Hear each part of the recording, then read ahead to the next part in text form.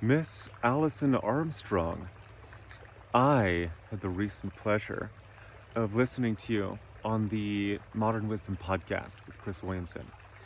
Now, I've heard you before, but something that you said in this interview really struck me.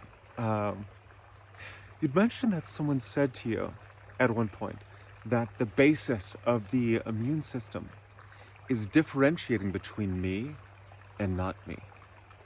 And that from that you saw this, not just a parallel, but an emergent expression of that at these higher levels of organization in relationship.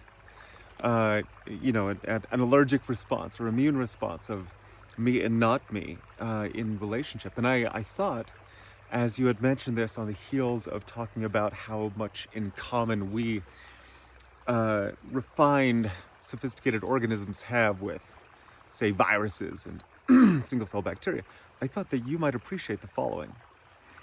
I, once, when listening to a lecture by Dr. Dan Siegel on interpersonal neurobiology, heard him say this, that the origin and the basis of our nervous system is interfacing the external with the internal. Now, what does that mean? If you go back to when we were just a conceptus, right? First conceived, sperm, egg, conceptus. You have the cell membrane, essentially, the ectoderm. And what happens is there's a specialized part of that ectoderm, which is basically skin, right? And it invaginates in, creating what's called the neural groove, and then it completely comes inside the cell, creating what is the neural tube.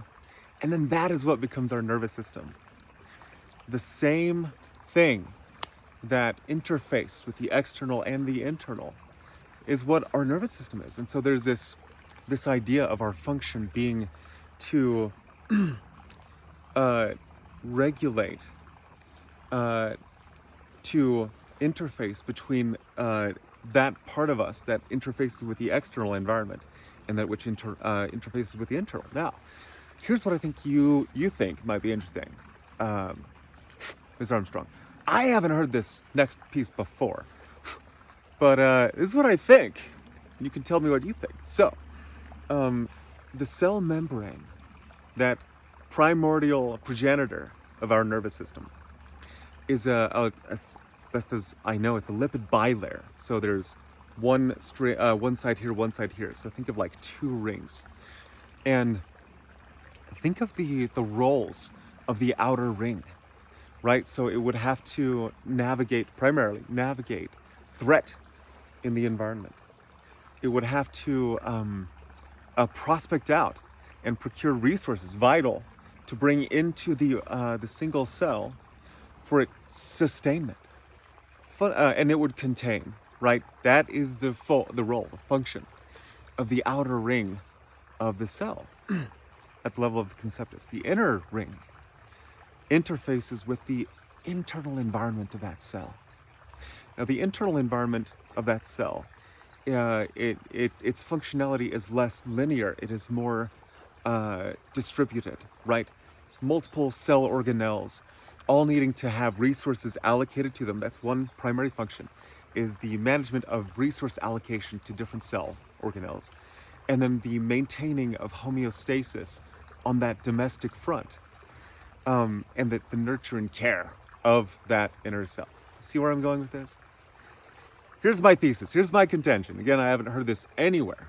I believe that sexual diacy in humanity, so having male and female, and not just humanity, emerged from a specialization of these two dimensions of that nervous system, right? So the masculine is the outside ring. The feminine is that inside. And if you look at what happens as we grow and develop out of that conceptus, right? We turn into an embryo. That little baby's body, much of its development as it is sequestering resources from the mother, from the mother, it is being directed, it is growing, it is being cultivated. That's the feminine or female genetic domain. And interestingly enough, I don't know if you know this, but the placenta, that which interfaces with the outside environment, is by and large governed by the genetic expression of the male code. So it's curious, right? So because in this instance, in the womb, the baby's internal environment is governed, driven by the feminine or female, and the external by the male. The mother's body at this point has an immune system that will attack and kill that baby. Me, not me, right? Not me. And so the function of the placenta is to manage the delivery of resources to the baby from the external environment and to protect from threat, in this case an immunological one. So that's one stage. So here's the thesis.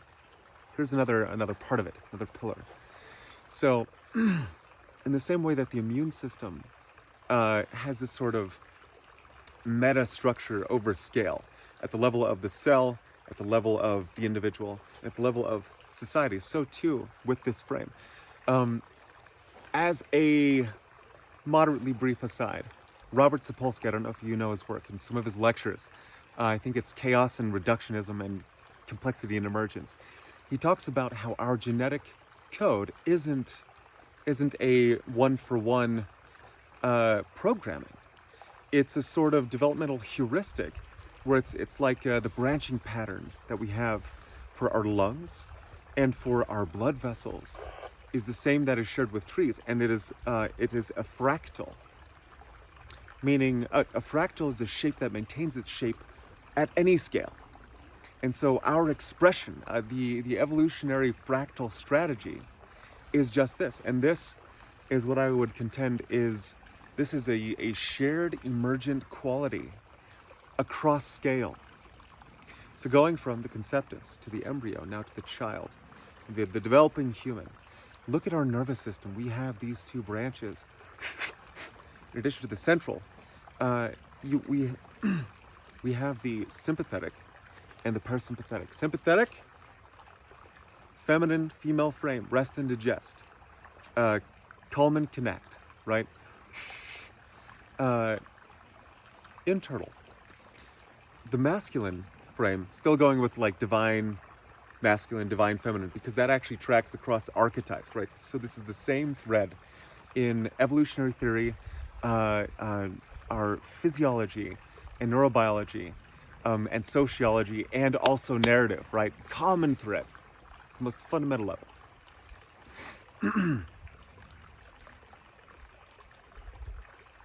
Might have lost the thread.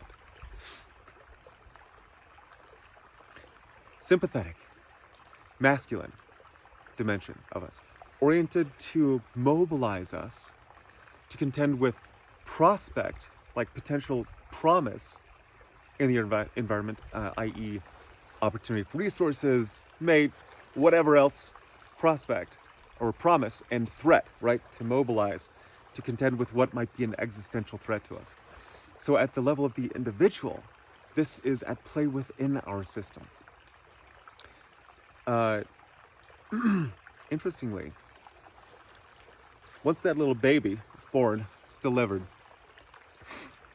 the first 2 years are primarily with the mother. Mom takes lead in developing that baby's brain. So it doesn't have to be, but most often it is the primary attachment figure is in the first 2 years is the mother. And she is engaging with the baby in a way that helps in the development of the right hemisphere. So that's the right orbitofrontal prefrontal cortex and right temporal parietal junction and right anterior insula. All of this is designed, the function of all of this, especially if you have like the anterior insula, when you have like interoception, that's connecting us, that to the inside of us. And so in the first 2 years, usually it's the mother helps the baby to regulate by interactive regulation, and it's very internal.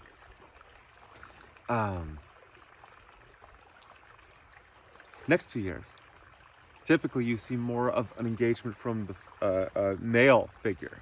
Again, it doesn't have to be male, doesn't have to be female necessarily, but the ways that these people, the modes of engagement are what you see, and it's most often male and female, mother, father.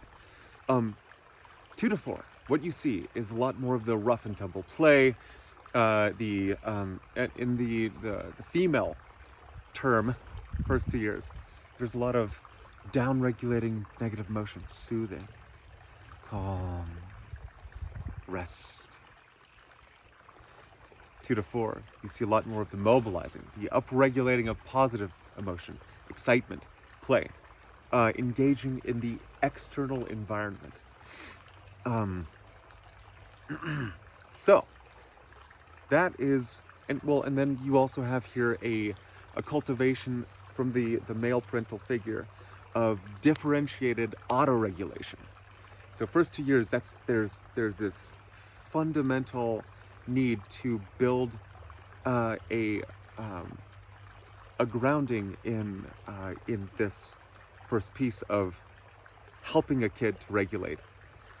And that's what allows them to, in 2 to 4, be able to properly auto-regulate and to engage with others in this sort of agentic way. So, leave it there at that level of analysis. So we could go deep. I don't even know if you'll watch this, Allison, but I appreciated what you shared and wanted to share something. So we'll see if you see this. Okay. In the male-female dynamic in a couple, so going from individual to couple/family unit, you have the functions of men and women, roughly speaking, male and female, masculine and feminine, I'll say, roles or functions. And what is it that is idealized in the feminine? It is all of these things that you see that have everything to do with the domestic care. What is the role of the feminine? It is to receive that which the masculine provides and to distribute, to make sure that things are taken care of. On that front, I'm speaking in broad strokes right now, obviously. The softness, the femininity, the receptivity, all of this tracks with the single cell origins of us in the nervous system. What is it that we see in the idealized, i.e. Mate selection driving male figures, right? What is it that women tend to select for? You see again these qualities, right? Protection, so not just seeking a man who is safe, but a man who is unsafe to that which is unsafe, a man who's dangerous to that which would be threatening, because that is what creates safety for her, right? Not just a man who is without capability to cause damage. What good is that, right? So, ability to protect, capacity for productive generosity, the ability to go out and procure resources and to have a relationship with the whole that is in the interest of her and her offspring. Again, I could go more of I feel like I'll close the fire hydrant here on this one, but you see again this dynamic of the inside of the circle and the outside. Bring it home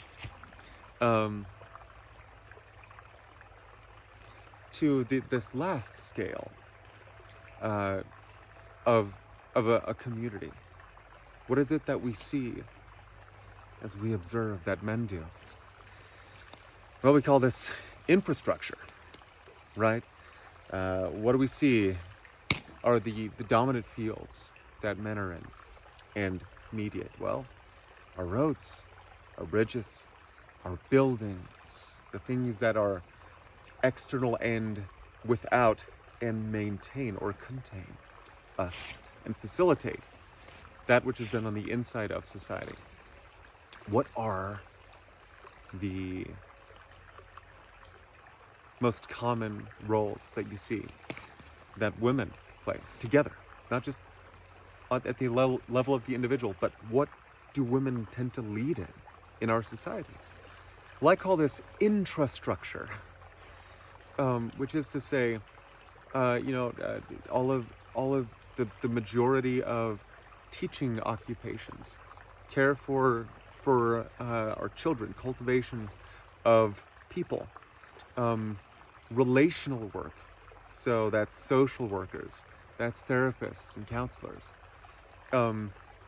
You see nursing and healing. Like healing has been a feminine domain for most of human history, I'll say. I feel like it's a rather recent innovation to have men involved. I don't know if that's a popular opinion, but I think you just go back far enough and that's what you see. Anyway, so this is what I would contend is the operating conceptual, well, I won't even say, the operating like metastructure of us across all of these levels. One last thing that I will add, which is just a nerdy inclusion because I'm excited and I like it. If you look at cells, going a different direction here than male-female, the way that two cells communicate and relate is by way of something called a gap junction. So if you imagine two cells here, there's a sort of submarine hatch on each that connects, kind of like a space shuttle too. And they come together and those little portals open, like a little aperture that opens and closes. Hexagonal aperture, if you want to be more specific. And they open. And that is what allows for the flow of matter and information between cells. This, I would contend, is and this is a bit of a newer thought, but this is the origin and basis of relationship. Cell-to-cell signal exchange and matter exchange. The gap junction. So, interestingly enough, and I will bring it home here, make a long story longer, pushing 20 minutes now. What happens if you have a cell previously networked to all these other cells, having this shared functionality that is coherent and effective, homeostasis in the whole, in say a tissue is maintained? What happens when that cell has dysfunctions at the gap junction? It is no longer cued in to the functionality of the whole, and it becomes pathological in its expression. It operates in the interests of the single cell at the expense of the whole. We call this cancer when this happens. This out of this divesting or yet divorcing of aligned function of a cell or cells with the whole. That's cancer. What do you have when the neuroendocrinological machinery that mediates relationship, i.e. all of that right hemispheric hardware I mentioned, and the vagal complex, right? All of that together that allows for someone to in tune with themselves and attune with someone else. Well, that's what we call a narcissist. That's what we call a sociopath, right? This is technically true. And so what we see as these pathological modes are just a fractaled out expression of the same systems theory functionality. So anyway, I'll leave it there. But this is my contention. This is my theory. I don't know if anyone else is out here saying that this is the case. But just observe the data, right? If we observe the data, I think that there's a pretty strong case to be made for it. So anyway, love your work. Thanks for all you do. 20 minutes, shoot. I know you're a busy human, so if you did end up watching this, thanks for taking the time. Yeah, let me know what you think.